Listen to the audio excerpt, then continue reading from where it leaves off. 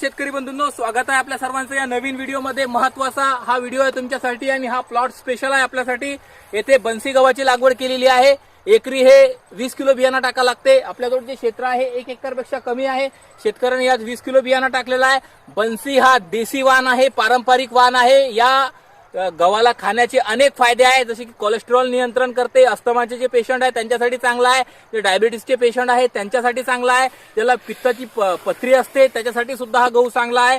या गव्हामध्ये फायबरचं प्रमाण चांगलं असते। हा गहू पूर्णपणे ग्लुटीन फ्री नाही आहे, परंतु याच्यामध्ये आपण जे गहू आपल्या घरी जे गहू आहेत किंवा जे हायब्रिड गहू आज आपण वापरतो, संकरित गहू ज्याला आपण म्हणूया, त्या गव्हापेक्षा या गव्हामध्ये ग्लुटीनचं प्रमाण कमी आहे।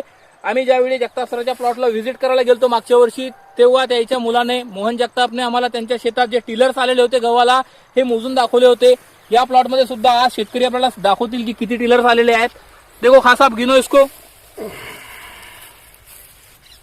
1 2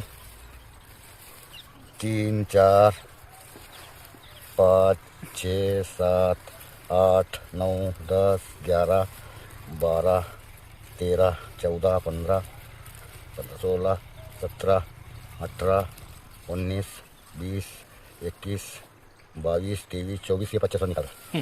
जवळपास येथे तुम्ही बघू शकता त्याला जे टिलर्स आलेले आहेत त्याची संख्या येथे जवळपास 24 ते 25 पर्यंत आहे। असं नाहीये की सर्वांना सारखे टिलर आलेले आहेत, कुठे 13 आहेत, कुठे 10 आहेत, परंतु चांगल्या प्रमाणामध्ये फुटवे या गव्हाने फोडलेले आहेत। आता आपण समोर जाऊन बघणार आहोत की किती उत्पादन येते। उत्पादनापेक्षाही खाण्यासाठी बेस्ट आहे, आरोग्यासाठी बेस्ट आहे। आणि जे शेतकरी स्वतःच्या शेतात गहू पेरत असतात खाण्यासाठी, त्यांनी बन्सी गहू पेरला पाहिजे। विशेष आता यात महत्त्वाचा असा विषय आहे की बन्सी गहूचे बियाणे मिळत नाही। जगताप सरांना हे आगरकर इन्स्टिट्यूट पुणे येथून मिळाले होते, ते संवर्धित करत आहेत, म्हणजे दरवर्षी ते बियाणे ठेवत आहेत, दुसऱ्या शेतकऱ्याला सुद्धा देत आहेत। आज त्यांचे बियाणे वळतीपासून कोथळीपर्यंत घाटाखाली आलेले आहेत। उद्या इथून कोथळीतूनही हा बियाणं दुसरीकडे जाईल अशी आम्हाला उम्मीद आहे। सध्या तुमच्यासाठी येथे एवढंच। धन्यवाद।